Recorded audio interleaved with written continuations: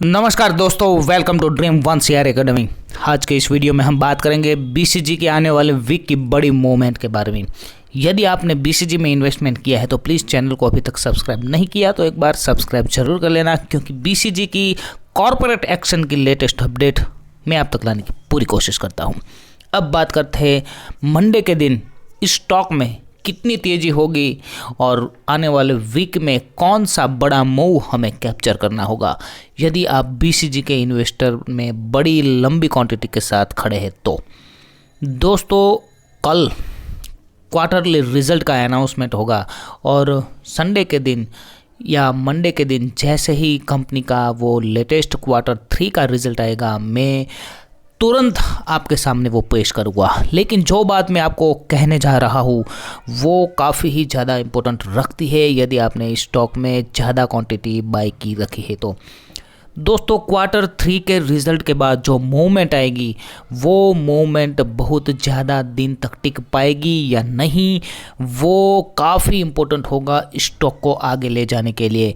लेकिन फिलहाल जिस तरह का मार्केट फंसा हुआ है अदानी ग्रुप में, उस हिसाब से तो नहीं लगता कि मार्केट ज़्यादा और आगे बढ़ पाएगा।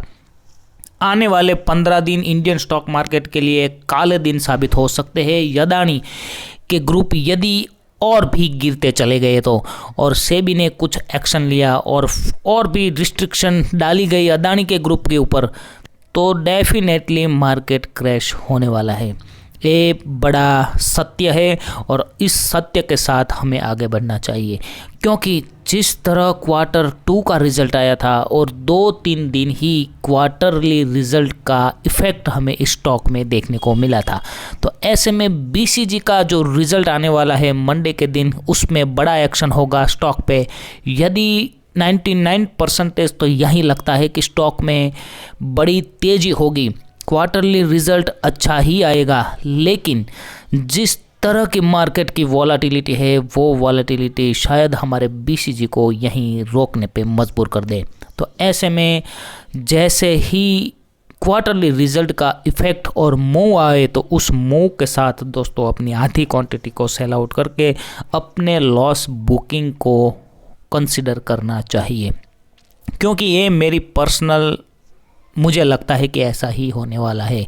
तो मेरे पास अभी 1300 क्वांटिटी है और मैं भी अभी लॉस में चल रहा हूँ। 37 की बाइंग है, तो जैसे ही 32 के आसपास स्टॉक आएगा तो मैं अपनी आधी क्वांटिटी सेल आउट करने वाला हूँ और आगे की क्वांटिटी को होल्ड करेंगे जब तक ये स्टॉक चाहे तब तक।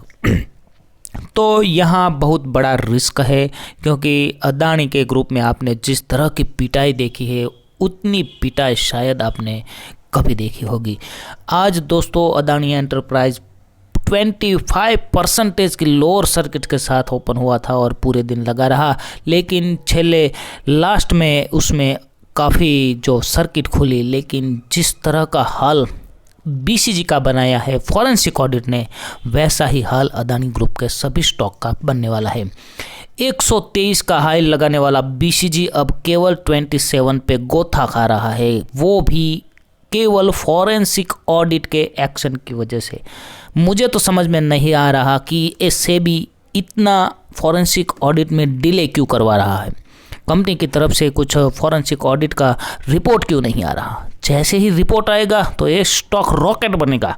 यदि रिपोर्ट में कुछ कंपनी को डेफिनेटली कोई पेनल्टी नहीं लगती और बहुत अच्छा फॉरेंसिक ऑडिट इफेक्ट आता है तो रॉकेट बनेगा, इसमें कोई शक नहीं। लेकिन जब तक फॉरेंसिक ऑडिट आगे खड़ा है तो हमें स्टॉक में आगे ही रहना है, पीछे नहीं जाना है, क्योंकि स्टॉक ने इन्वेस्टर के करोड़ों रुपए डुबा दिए हैं।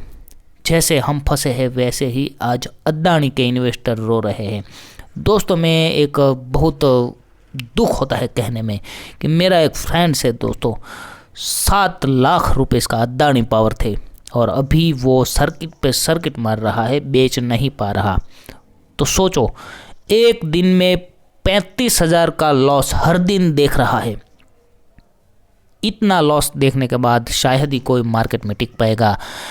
ये अदानी ग्रुप का स्कैम जो भी कुछ है हमें पता नहीं, लेकिन मार्केट को डुबा ले जाएगी, ये बात तो तय है। इसलिए आने वाले BCG के मूवमेंट का फ़ायदा उठा के निकलना है तो निकलने में ही भलाई है, क्योंकि ये स्टॉक आगे जाएगा, लेकिन फिलहाल के लिए तो निकलने में ही भलाई है। ये मेरी खुद की रिसर्च है। आप इस स्टॉक के बारे में क्या जानते हैं, आप इस स्टॉक के बारे में क्या कुछ एनालिसिस करते हैं, वो कमेंट में ज़रूर बताइए। Thank you so much. जय हिंद।